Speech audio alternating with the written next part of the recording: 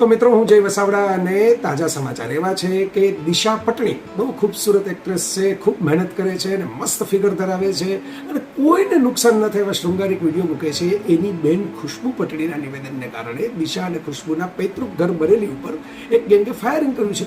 એની પછી જવાબદારી લીધી છે અને એમ કીધું છે કે અમારા હિન્દુ સંતો એટલે કે આચાર્ય પ્રેમાનંદજી અને અનિરુદ્ધાચાર્યજી એમની વિરુદ્ધમાં જો બોલશો તો આવી જ હાલત કરશું, બધા બોલિવૂડવાળાને આમ કરી નાખશું, તેમ કરી નાખશું, આવું બધું. હવે પહેલી વાત તો એ છે કે કાયદો અને વ્યવસ્થા જ્યારે કડક હાથે કોઈ એક ઇન્સિડન્ટ ઉપર કામ ન કરે એટલે બીજા આપોઆપ વધવા જ લાગે. બીજી વાત એ છે કે આ ખુશ્બુ પટણી જેના નિવેદનને કારણે આટલો હોબાળો થાય છે, જે નિવેદન કરવા જેવું જ હતું, બરાબર જ હતું, કંઈ દરેક સ્ત્રી અને પુરુષના કેરેક્ટર ખરાબ જ હોય, આધુનિક રીતે જીવે, પ્રેમ કરે, એકથી વધારે લગ્ન કરે અથવા તો મસ્તીથી મોડર્ન લાઈફસ્ટાઈલના કપડાં પહેરે એટલે એવું માની લેવાના ચુકાદા આપવા એ જ અધર્મ છે. પણ આ વાતમાં સમજવા જેવી વાત એ છે કે એ જ ખુશ્બુને માથે ચડાવેલી આખા ભારતે.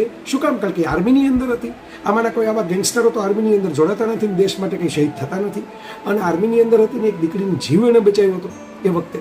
તો ત્યારે તમને ખુશ્બુ હિરોઈન લાગતી હતી, ત્યારે એની વાત માનવા જેવી લાગતી હતી. કર્નલ સોફિયા કુરેશી હોય કે ખુશ્બુ પટણી હોય, આ બધા ત્યારે આપણને મહાન લાગે છે. ને પછી જ્યારે એકચ્યુઅલ લાઈફમાં આવા બધા ઉદાહરણો ઉતારવાના આવે ત્યારે એમની આધુનિક વાતો, એમની મોડર્ન વાતો, એમના લવ મેરેજીસ, એમના પ્રેમ, એમની ખુલ્લાપણું, એ બધું ગમતું નથી આપણને.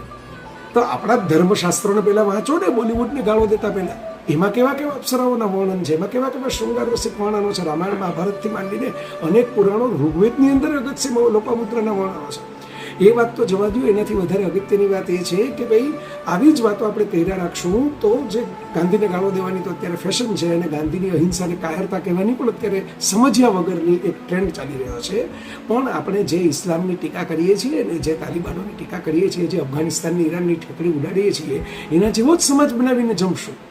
એ જાણે કોઈ મોટું ઉદાહરણ હોય એમ ઠોટ નિશાળિયામાંથી આપણે પ્રેરણાઓ લેતા જઈએ છીએ. ધીરે ધીરે આવું પંજાબમાં પણ થઈ ચૂક્યું છે. ગુરુ ગ્રંથ સાહિબના અપમાન માટે 2 વખત વ્યક્તિઓને મારી નાખવામાં આવેલા. તો આ જે વાત છે એમાં કોઈ ભારતીય ધર્મની, ભારતીય અધ્યાત્મની, ભારતીય તત્વજ્ઞાનની, ભારતીય દર્શનની સુગંધ તો મને દેખાતી નથી. માત્ર ચેલાઓના જનૂની થતા જતા ઘેલા ટોળાઓ જ દેખાય છે.